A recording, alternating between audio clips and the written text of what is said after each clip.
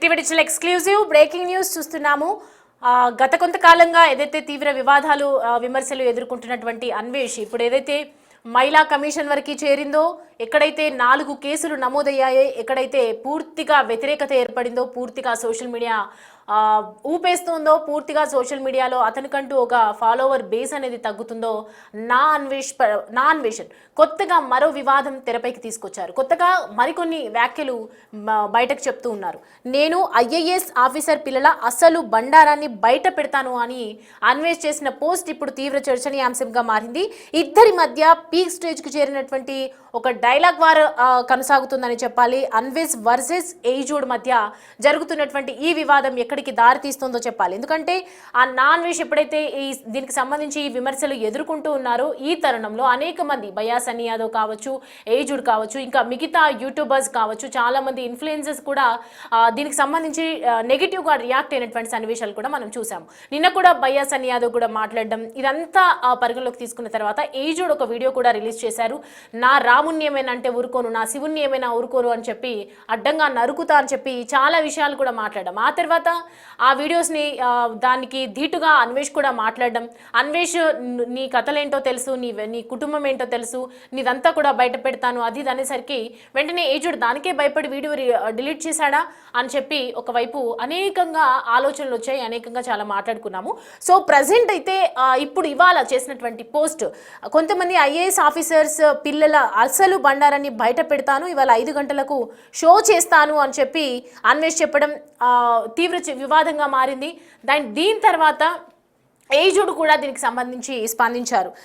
నాది ధర్మం కోసం చేసే యుద్ధం, నేను ధర్మం కోసం మాత్రమే యుద్ధం చేస్తాను, నేను ఏది మాట్లాడినా నిజాయితీగా సామరస్యంగా న్యాయబద్ధంగానే ఉంటుంది నా మాటలు, నా వైపు ఎటువంటి తప్పు లేదు, నీకంత దమ్ముంటే నా అసలు IAS ఆఫీసర్ల మీద బండారం బయట పెట్టడానికి షో కాదు, ఇప్పుడు నీ మీద నమోదైన కేసులు, ఇప్పుడు ఇండియాకు వచ్చి దాన్ని ఫేస్ చేయి నీకు దమ్ముంటే అని చెప్పి ఏజుడు కూడా ఒకవైపు అతనికి ధీటుగా ఒక రిప్లై ఇచ్చినట్టుగా అర్థమవుతుంది. సో ఏజుడ్ ఇదంతా చూస్తుంటే మరి వీడియో డిలీట్ ఎందుకు చేసినట్లు కూడా మనకు ఐడియా లేదు, కానీ అన్వేష్ కోసం మాత్రం అయితే భయపడి కాదు అని మాత్రం క్లియర్గా ఏజుడ్ ఇచ్చినటువంటి రిప్లై చూస్తుంటే మాత్రం అర్థమవుతుంది. సో వీళ్ళిద్దరి మధ్య కాన్వర్సేషన్ అనేది ఒక పీక్స్కి వెళ్ళింది. అసలు ఏం జరగబోతుంది, ఈ పీక్స్ తర్వాత ఎలా ఉంటుంది అనేది కూడా చూడాల్సిన అవసరం ఉంది. అసలు 5 గంటలకు IAS ఆఫీసర్స్ పిల్లలది ఏం బయట పెడతారు, ఏ బండారాలు బయట పెడతారు, అతని తప్పులు అతని మీద చూసుకోకుండా పక్క వాళ్ళ తప్పుల్లో ఎందుకు వేలు పెడుతున్నాడు అనేదే ఫస్ట్ మేజర్ క్వశ్చన్గా చెప్పాలి మనం. ఎందుకంటే కంటిన్యూస్గా అన్వేష్ పై ఇట్లా మహిళా కమిషన్ దాడి చేస్తుంది, మహిళా కమిషన్ ఒకవైపు ఫిర్యాదు చేస్తోంది, మరోవైపు 4 కేసులు నమోదయ్యాయి, గతంలో కూడా ఎన్నో కేసెస్ నమోదయ్యాయి. ఇలా తప్పించుకుంటూ ట్రావెలింగ్స్ చేస్తూ రకరకాలుగా కొత్త నాటకాలన్నీ తెరపైకి తెస్తున్నాడు నా అన్వేషణ్. మరి ఎలా జరుగుతుంది, ఇదంతా కూడా ఎలా సాధ్యమవుతుంది, పోలీసులకు అంత చిక్కకుండా చేస్తున్నటువంటి ఈ అన్వేష్ ఎప్పుడెప్పుడా వస్తాడా అని చెప్పి ఎదురు చూస్తున్నటువంటి ఇండియన్ పీపుల్ కూడా ఎంతకాలమని ఇలా అన్వేష్ చెప్తున్న ప్రతి నాటకాన్ని నమ్ముతూ రావాలి, ఇదంతా కూడా ఒకవైపు అనాలిసిస్ చేయాల్సినటువంటి అంశంగా చూస్తున్నారు. మరోవైపు ఎంతో తీవ్ర వ్యతిరేకత కనిపిస్తున్నప్పటికీ కూడా ఎందుకు ఇలా అన్వేష్ మాట్లాడుతున్నాడు అనేది కూడా క్లియర్గా తెలుసుకోవాల్సింది. అసలు 5 గంటలకు ఏం జరగబోతుంది, ఆ షోలో ఆయన ఏం మాట్లాడతారు, ఆ తర్వాత ఏజుడ్ ఏం చెప్తారు, ఇదంతా కూడా ప్రస్తుతం వెయిట్ చేయాల్సిన అవసరం ఉంది. దానికన్నా ముందు బిఫోర్ దాట్ ఒక్కసారి అన్వేష్ ఏం మాట్లాడాడు, అసలు ఏం చెప్పబోతున్నాడు, ఒకసారి అతను మాట్లాడిన వీడియో మన దగ్గర ఉంది, ఒకసారి చూద్దాం. హాయ్ ఏజుడ్ బ్రో గారు, ఎలా ఉన్నారు? Happy new year. మీ వీడియోలు నేను చూస్తూ ఉంటాను. మీరు నాకు ఎలా తెలుసు అంటే, ఫస్ట్ ఆఫ్ ఆల్ మీ తమ్ముడు ఫనీ హనుమంతు రేప్ కేసు ఏదైతే ఉందో, ఒక IAS పిల్లలుగా పుట్టి నువ్వు నీ తమ్ముడు చేసిన అకృత్యాల్లో నువ్వెవడో నాకు తెలిసింది. అంతవరకు తమ్ముడు తెలిసిందే కదా, చిల్లర కంటెంట్ ఇది విను, కొండోమ్ ప్యాకెట్లకి గివే వేలు చెత్త కంటెంట్ చేసేవారు ఒక IAS ఆఫీసర్ కొడుకులుగా పుట్టి మీరు. అయితే నువ్వెప్పుడు బత్తాయి రంగు పూసుకున్నావు, బత్తాయిగా మారావనేది జనంకి తెలుసు. టీనేజర్స్ని అడిగితే చెప్తారు తమ్ముడు ఎప్పుడు బత్తాయిలా మారారా అని. ఇప్పుడు నువ్వంటే బత్తాయి, కానీ నేను బత్తాయిని కాదుగా. ఇప్పుడు నువ్వు ఇంట్లో కూర్చొని ఒక మైక్ పెట్టుకుని చెప్పాలి, ఏది పత్. నేను అలా కాదు, నేను దేశం తిరిగి అక్కడ చూసి చెప్పాలి. సో నువ్వు గూగుల్ ఇన్ఫర్మేషన్ చెప్పాలి, నేను తిరిగి చెప్పాలి. నాకు ఖర్చు అవుతుంది, నీకు ఖర్చు లేదు. అండ్ నీకు స్క్రిప్ట్ రైటింగ్కి వాడెవడో ఇస్తాడు, వాడు చెప్పిందే చెప్పాలి. నీకు ఒక టీము గేము అబ్బో చాలా ఉన్నాయి. నాకు అలా కాదు, సింగిల్ టేక్. రోజుకి 15 వీడియోలు సింగిల్ టేక్లో చెప్పేస్తాను. 24 గంటలు నాన్ స్టాప్గా 128 దేశాలు తిరిగింది చెప్పేస్తాను. నాది single take. Okay, in the front there is a crocodile festival. ఇప్పుడు ఆ వీడియో తీసేస్తే 2026 నీకు శ్రీరామ రక్ష. ఓకే, ఒకళ్ళు ఉంచితే 2026 పిక్చర్ అభి బాకీ హే. ఇది వార్నింగ్ అనుకుంటున్నావా, స్వీట్ వార్నింగ్ అనుకుంటున్నావా, అది అంతా భగవంతుడికి ఎరిక. But in front there is a crocodile festival. Okay, అరే ఇంట్లో కూర్చొని గూగుల్లో 2 చాట్ జీపీటీలు చెప్పేసి సోల్ అయిపోతారు. మరి నేను తిరిగింది ఎందుకు? ఇప్పుడు ఉక్రెయిన్ యుద్ధం, నేను ఉక్రెయిన్లో ఉన్నాను కదా, నీకు తెలుసా నాకు తెలుసా? గూగుల్లో ఉన్నది అందరికీ తెలుసు, కానీ ఉక్రెయిన్లో తిరిగింది నీకు తెలుసు కదా. అండ్ ఇరాన్లో ఏమో మొన్న వెళ్ళి వచ్చాను కదరా. ఇరాన్ అంతర్గత యుద్ధం జరుగుతుంది. అరే ఏదైనా చెప్పాలి, అర్హత ఉన్నదంటే నేను చూసి చెప్పగలను. నువ్వు గూగుల్లో చూసి చెప్పాలి. నీకు నాకు నక్కకి నాగలోకానికి తేడా ఉంది. ఐఏఎస్ కొడుకు అయి ఉండొచ్చు, కానీ తమరు చేసిన చిల్లర కంటెంట్ ఎవ్వడు జనం మర్చిపోయాడు. ఇది విను. ఓకే, బట్ అది మళ్ళీ చెప్తున్నా, ఆ వీడియో ఉంటే 2026 కానీ తీసేస్తే బాగుంటుంది. ఇప్పుడు సీతమ్మ, నేను ఏ కాన్సెప్ట్లో మాట్లాడాల్సి వచ్చింది, స్త్రీ యొక్క స్వేచ్ఛ కోసం చాలా చాలా చాలా చెప్పాను. బట్ తమరు తెలిసిందే కదా, డబ్బులు కావాలి. ఓకే, డబ్బుల కోసం బత్తాయి రంగు పూసుకొని ముందు ఉంది ముసల్లా పండాక. నేను ఎవరో తెలియదు అన్నారు, బాగానే ఉంది, కానీ మీరు నాకు తెలుసు. ఎందుకంటే తమ్ముడు ఫోక్స్ యాక్ట్ ఎక్కడున్నారు మీ తమ్ముడు? ఇప్పుడు చిన్నపిల్లల రేపు కేసులో ఏమయ్యాడు?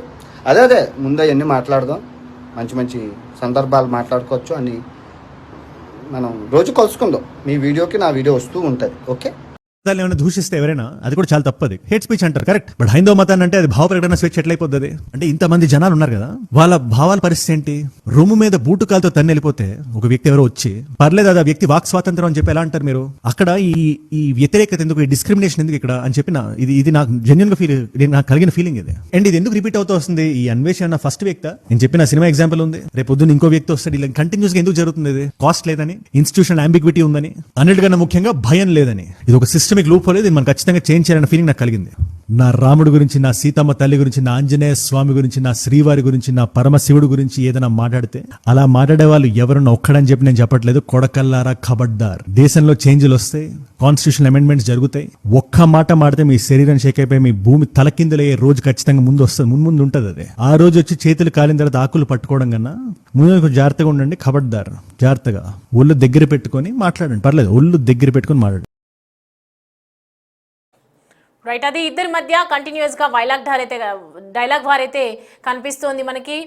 భయపెడతాను అని అన్వేష్ అంటున్నాడు, భయపడను అని చెప్పి ఏజుడ్ అంటున్నారు. అసలు ఇద్దరి మధ్య ఏం జరుగుతుంది, ఏం బయట పెడతాడు, అసలు అతని కేసులు అతను చూసుకోకుండా పక్క వాళ్ళ గురించి ఎందుకు మాట్లాడుతున్నాడు అనేది ఫస్ట్ మేజర్ క్వశ్చన్గా తెలుస్తుంది. ఎందుకంటే నీ మీద ఉన్నది తుడుచుకోరా నాయన అంటే నేను ఇంకొకరిది తీస్తాను, ఇంకొకరిది మాట్లాడతాను అని చెప్పి అనడం అనేది ఎంతవరకు కరెక్ట్ అనేది అయితే అర్థం కావట్లేదు. సో మొత్తానికి ఒకవేళ నువ్వు రావాలనుకుంటే కనుక నేనే సెల్ఫ్గా బిజినెస్ టికెట్ నీకు వేస్తా అని ఒకవైపు సవాల్ కూడా చేస్తున్నటువంటి పరిస్థితి కనిపిస్తుంది. ప్రముఖ యూట్యూబర్స్ కూడా రియాక్ట్ అవుతున్నారు కంటిన్యూస్గా. సోషల్ మీడియాలో కూడా చాలా ఇది రచ్చరేగుతోంది. సో సాయంత్రం 5 గంటలకి అన్వేష్ ఏం చెప్తాడు? ఎందుకంటే ఎప్పట్లాగే పిచ్చిగా మాట్లాడతాడా, ఎప్పట్లాగే వచ్చి ఏదైనా చెప్తాడా, నిజంగా సాక్ష్యాధారాలతో ఏమైనా యూస్ చేస్తాడా, అసలు ప్రూఫ్తో ఏమైనా మాట్లాడే అవకాశాలు ఉన్నాయా? అంత ధైర్యంగా నేను ఇవాళ ఐఏఎస్ ఆఫీసర్స్ మీద, వాళ్ళ పిల్లల మీద, వాళ్ళ పిల్లలు చేస్తున్న బండారం అంతా కూడా బయట పెడతాను అని చెప్తున్నారంటే ఖచ్చితంగా ఏదైనా ప్రూఫ్తో బయటకు వస్తాడా, లేదంటే ఎప్పటిలాగే నోటిదులతో మాట్లాడే మాటలు ఏదైనా మాట్లాడతాడా? ఈసారి ఇతను మాట్లాడిన మాటల మీద ఇంకెన్ని కేసెస్ ఫైల్ అవుతాయో అని కూడా ఒకవైపు నెటిజన్స్ అంటూ ఉన్నారు. అండ్ ఏజుడ్ కూడా నేనే నీకు స్వయంగా బిజినెస్ టికెట్ వేస్తాను, మంచి టికెట్ బుక్ చేస్తాను, నువ్వు ఇండియాకి వచ్చి నీ మీద వచ్చినటువంటి కేసెస్ అన్నీ కూడా ఫేస్ చేయని చెప్తున్నారు. అసలు ఏం జరగబోతోంది సాయంత్రానికి 5 o'clockకి తను ఏం మాట్లాడతాడు అనేది దాని ప్రకారంగా అకార్డింగ్ టు అన్వేష్ వీడియో అసలు ఇంకా ఎవరెవరు ఉన్నారు ఇందులో ఇన్వాల్వ్ అయ్యి అని అనుకుంటున్నాడు ఆయన, అతను ఏం మాట్లాడతాడు అనేది కూడా చూడాలి. సో దీనికి సంబంధించి డీటెయిల్స్ అడిగి తెలుసుకుందాం. ప్రతినిధి గౌతమి మనకి అందుబాటులో ఉన్నారు. గౌతమి సాయంత్రం 5 గంటలకి అన్వేష్ ఐఏఎస్ ఆఫీసర్స్ పిల్లల మీద మాట్లాడుతున్నారు. ఇంకా రాజకీయ నాయకుల గురించి మాట్లాడాడు అండ్ సినిమా ఇండస్ట్రీలో ఉన్న వాళ్ళ గురించి మాట్లాడారు. అంటే ఏం జరిగినా నాదే కరెక్టు, నేను పట్టుకున్న కాళ్ళకి 3 కాళ్ళే కుందేలకు అన్నట్టుగా మాట్లాడుతూ ఉంటాడు. సో ఇవాళ సాక్ష్యాధారాలతో ఏమైనా పెట్టే అవకాశాలు ఉన్నాయని అనుకోవచ్చా? అసలు అన్వేష్ అంత ధైర్యం ఏంటి 5 గంటలకి మాట్లాడాలి? ఒకవైపు కేసెస్ కూడా నమోదవుతూ ఉన్నాయి కదా. రైట్ సౌమ్య, అయితే మనం చూస్తూ ఉన్నాము అన్వేష్ కి సంబంధించి ఏ విధంగా అందరూ కూడా అన్సబ్స్క్రైబ్ కొడుతూ ఉంటారు. అయితే ఈ నేపథ్యంలోనే తను ఎంత పాజిటివ్ గా చేసుకోవడానికి ఇటు దేవుళ్ళ పైన వీడియోలు చేస్తూ ఉన్నారు. మరొకసారి తెరపైకి బెట్టింగ్ యాప్స్ కి సంబంధించి కూడా ఆయన తీసుకొని వచ్చినప్పటికీ జనాలు ఎవ్వరూ కూడా నమ్మే పరిస్థితుల్లో కనిపించట్లేదు. అయితే దీనికి సంబంధించి ఈ రోజు ఐజూడ్ ఎవరైతే ఉన్నారో one of the influencer that ఆయన చేసిన కంటెంట్ కి కూడా చాలా మంది ఫ్యాన్స్ ఉన్నారు. అండ్ గతంలోని ఆయన తమ్ముడికి జరిగిన ఇష్యూ ఏదైతే ఉందో దానికి సంబంధించి కూడా ఇతని పైన ప్రభావం పడకుండా ఇతను బయటకు వచ్చి తన తమ్ముడికి నేను సపోర్ట్ చేయట్లేదు అని చెప్పిన తర్వాత ఇతనికి ఇంకా ఫాలోవర్స్ పెరగడం జరిగింది. అయితే ఇప్పుడు అంటే అయిపోయిన ఇష్యూ ఏదైతే ఉందో దాన్ని ఈ రోజు అన్వేష్ మరొకసారి తెరపైకి తీసుకురావడం జరిగింది.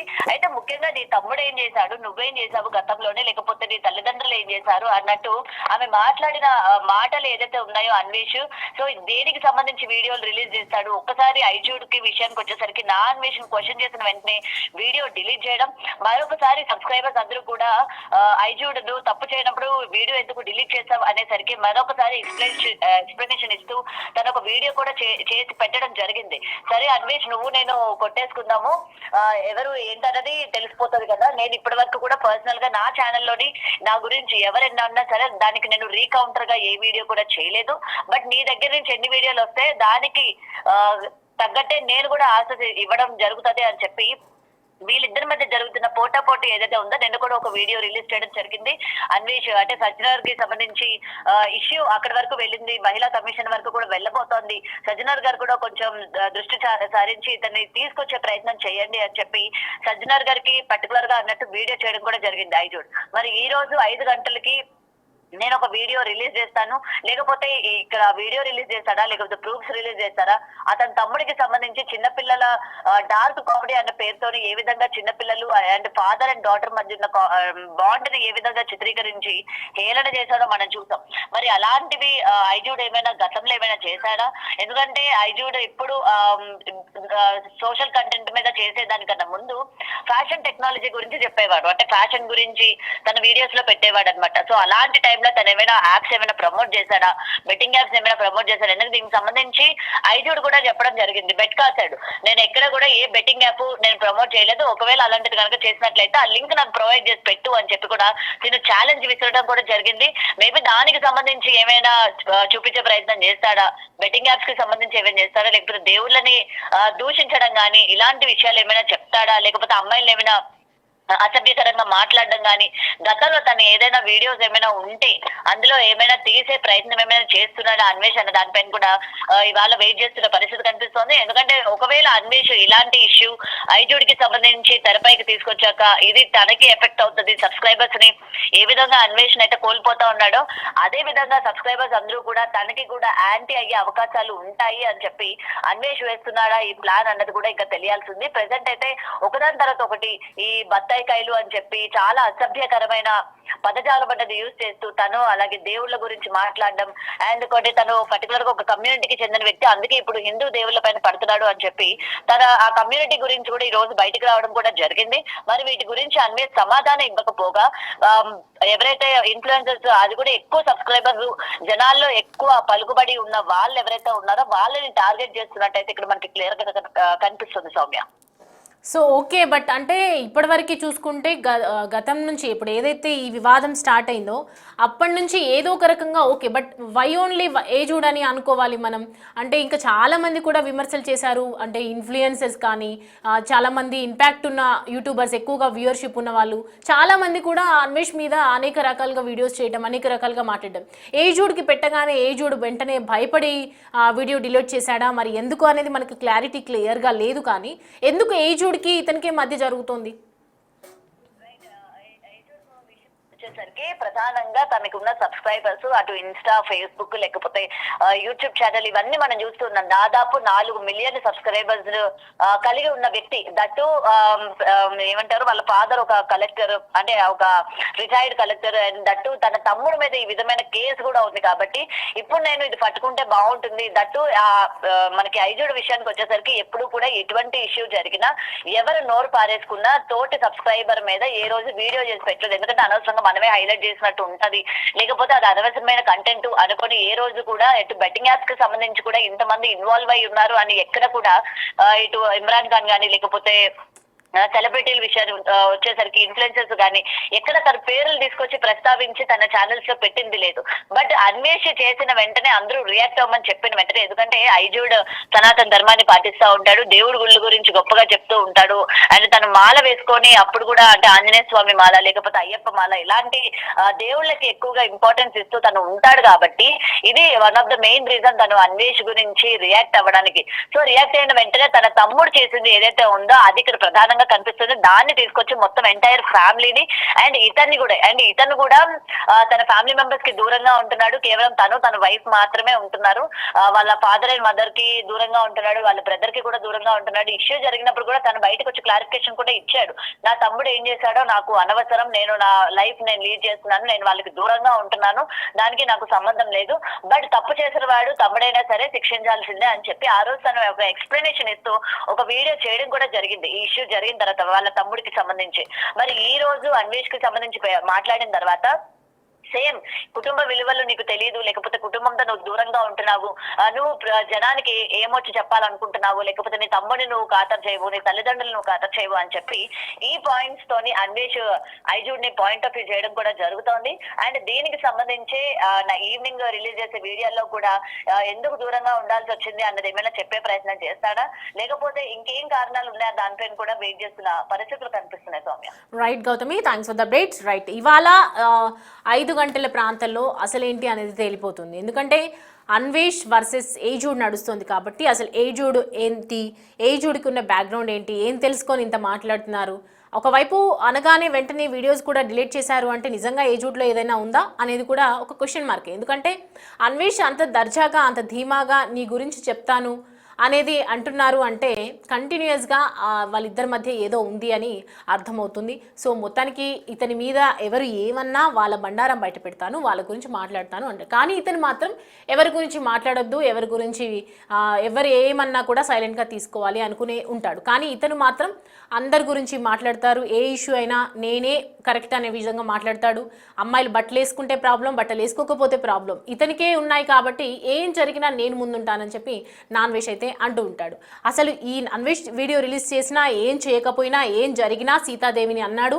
ఇది మాత్రం ఖచ్చితంగా తప్పు. ఇది మాత్రం ఏం చేసినా దీన్ని ప్రజలు మాత్రం క్షమించరు. నువ్వు ఏజుడ్ గురించి బయట పెట్టినావా, ఏజుడ్ గురించి మాత్రం పోలీసులు అతని పని చూసుకుంటారు. ఏజుడ్కి ఏదైనా మిస్టేక్స్ ఉన్నాయా, లేదంటే ఇంకా నువ్వు ఎవరి పేర్లు చెప్తున్నావు, వాళ్ళది ఏమైనా మిస్టేక్స్ ఉన్నాయా, వాళ్ళ గురించి చూసుకుంటారు. కానీ నీ మీద పడ్డ మిస్టేకు, నీ మీద పడ్డ నిందని మాత్రం నువ్వే చెప్పుకోవాల్సినటువంటి బాధ్యత నీదుంది. నేను తప్పు చేయలేదు అని చెప్పుకోవడానికి ఓప్స్ ఇచ్చింది భారతదేశం, కానీ ఎదుటి వాళ్ళ మీద తప్పు నెట్టడానికి మాత్రం ఫ్రీడమ్ అనేది లేదు. ఖచ్చితంగా నీ మీద పడిన కేసులు, నువ్వు ఏదైతే హిందూ సంఘాలని అన్నావో, ఏదైతే నువ్వు సీతాదేవిని అన్నావో, ఏదైతే నువ్వు ద్రౌపదిని అన్నావో, అవన్నిటికీ కూడా ఖచ్చితంగా నువ్వు కారణం చూపించాలి. ఖచ్చితంగా నువ్వు దానికి వివరణ ఇచ్చాలి. ఖచ్చితంగా నువ్వు హిందూ ప్రజలకి, నిజంగా భక్తులందరికీ కూడా నువ్వు సీతాదేవికి క్షమాపణ చెప్పాల్సిన అవసరం ఎంతైనా ఉంది. దాన్ని పట్టుకొని పక్కన పెట్టేసి వేరే వాళ్ళ గురించి మాట్లాడడం, వేరే ఇన్ఫ్లుయెన్సెస్ గురించి మాట్లాడడం, నువ్వు చేసింది తప్పు, దాన్ని నిలదీస్తుంటే వాళ్ళ పర్సనల్లోకి వెళ్ళి వాళ్ళ గురించి ఇచ్చేయడం కూడా ఒక తప్పు అకార్డింగ్ టు మీ అని చెప్పి ఒకవైపు నెటిజన్స్ కూడా అంటున్నారు. అందరి అభిప్రాయం కూడా అదే ఉంది ఆల్మోస్ట్గా. సో ఇవాళ ఏం జరుగుతుంది అండ్ అన్వేష్ కూడా దీనికి ఒక రిప్లై ఇవ్వడం జరిగింది. అసలు ఏంటి అనేది ఒకసారి అది కూడా చూద్దాం. Hyderabad city police commissioner Sajjanar గారికి ఒక చిన్న రిక్వెస్ట్.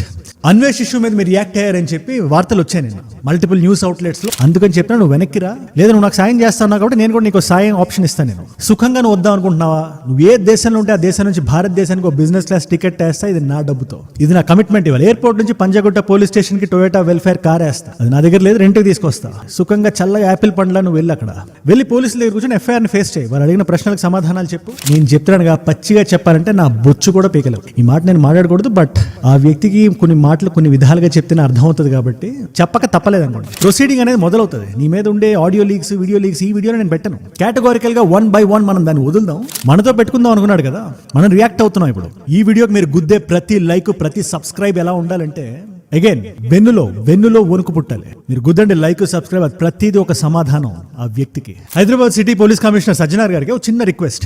ఇది నేను ఒక యూట్యూబర్ లాగా, ఒక ఇన్ఫ్లుయెన్సర్ లాగా నేను మాట్లాడుతుంది కాదు సార్. ఒక భారతీయుడిలో ఇది నా చిన్న విన్నపం. అన్వేష్ ఇష్యూ మీద మీరు రియాక్ట్ అయ్యారని చెప్పి వార్తలు వచ్చాయి నిన్న మల్టిపుల్ న్యూస్ అవుట్లెట్స్ లో.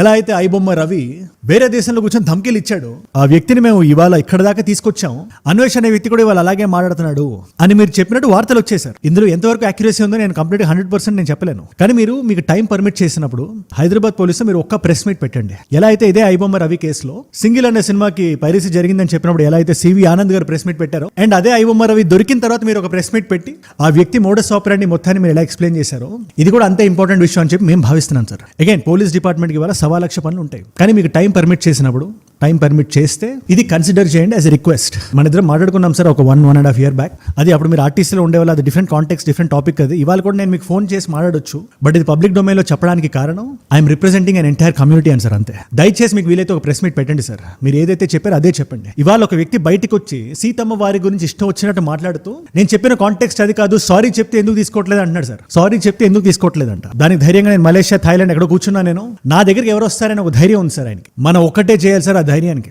మన ప్రెస్ మీట్ ఆ ధైర్యానికి, భయాన్ని పరిచయం చేయాలి సార్. వెన్నులో వణుకుని పరిచయం చేయాలి. రిలీజియస్ సెంటిమెంట్ ని ఏ ఒక్కరు హర్ట్ చేయకూడదు, అది క్రిమినల్ ఆఫెన్స్. సో లీగల్ గానే మనం పట్టుకుందాం, లీగల్ గానే తగులుకుందాం. ఇప్పుడు మీ అందరికి చెప్తున్నాను, ఈ మెసేజ్ ని కట్ చేసి దయచేసి వీడియోని సజ్జనార్ గారి దాకా రీచ్ అయ్యేలా మీరు చేయండి. అది మీరు ట్విట్టర్ లో పెడతారో, హ్యాష్ ట్యాగ్ ఏం పడతారో మీ ఇష్టం. అది ఒక హ్యాష్ ట్యాగ్ ని పెట్టుకుందాం, మీరే చెప్పండి, కింద కామెంట్ లో రాయండి. ఆ హ్యాష్ ట్యాగ్ నేను పిన్ చేస్తాను, దాన్ని పెట్టి ఇవాళ మనం వాయించేద్దాం. ఈ ధర్మం కోసం యుద్ధం, ఇది నేను జస్ట్ ఒక వారధిని మాత్రమే. అండ్ అన్వేష్, ఏదో సలహా ఇస్తున్నావు కదా నాకు వీడియోలో, నీకేమైనా ఇబ్బంది ఉండే, డౌట్ ఉంటే నాకు కాల్ చేయండి, నేను చెప్తా. నీకైనా నాకు బాగా తెలుసు అంటున్నావు కదా, నేను ఒకటే విషయం చెప్తున్నా. ఇప్పుడు నువ్వు నా సలహా తీసుకో, టాపిక్ ని డైవర్ట్ చేయడానికి చూడదు. ఎందుకంటే ఇవాళ మొత్తం అందరూ నిన్నే చూస్తున్నారు, కళ్ళు పెద్దవి చేసి ఎర్రగా చేసి చూస్తున్నారు. నువ్వు చేసిన తప్పుకి లీగల్ గానే రిపర్కర్షన్ దమ్మున్న మొగాడ్లో వచ్చి ధైర్యంగా తీసుకో. రా, భారతదేశానికి రా, నీ మీద ఏవైతే ఎఫ్ఐఆర్స్ ఉన్నాయో దాన్ని మొగాడ్లా ఫేస్ చేయి. తప్పు లేకపోతే బయటికి రా, తప్పు ఉంటే ప్రొసీడింగ్ అనేది మొదలవుతుంది. నీ మీద ఉండే ఆడియో లీక్స్, వీడియో లీక్స్, ఈ వీడియోని నేను పెట్టను. కేటగారికల్ గా 1 by 1 మనం దాన్ని వదులుదాం. కానీ నాకు ధమ్కి ఇద్దాం, నన్ను బ్లాక్మెయిల్ చేద్దాం చూసాక, నాకు చెస్ బాగా వచ్చు, నేను చెస్ ఆడతాను, నేను ఎత్తుకు పై ఎత్తేస్తాను. నీకు తెలియని విషయం ఏంటంటే, నువ్వు తగులుకున్న వ్యక్తి ఆ చెస్ బోర్డ్ మీద ఉండే ఒక డైనోసార్ అంటాడు. ఆ డైనోసార్కి రూల్స్ ఫాలో అవ్వాలా లేదని తెలియదు. బంట, ఏనుగా, మంత్ర, రాజా అని చూడదు, లటక్కని తీసుకుని మింగేస్తుంది. సో నా దగ్గర ఎత్తులు పై ఎత్తులు డైరెక్ట్ బుల్డోజే. సారీ చెప్తే వదిలేదు. నేను చెప్తున్న కాంటెక్స్ట్ ఏంటి, ఆ సీతమ్మ వారి గురించి అంటున్నావు కదా, దాని గురించి మనం మాట్లాడదాం. దానికన్నా ముందు మనతో పెట్టుకుందాం అనుకున్నాడు కదా, మనం రియాక్ట్ అవుతున్నాం. ఇప్పుడు ఈ వీడియోకి మీరు గుద్దే ప్రతి లైక్, ప్రతి సబ్స్క్రైబ్ ఎలా ఉండాలంటే, అగైన్ వెన్నులో వణుకు పుట్టాలి. మీరు గుద్దండి లైక్, సబ్స్క్రైబ్, అది ప్రతిదీ ఒక సమాధానం ఆ వ్యక్తికి. ఏ కాంటెక్స్ట్ లో మాట్లాడానా మాకు అర్థం కావట్లేదా?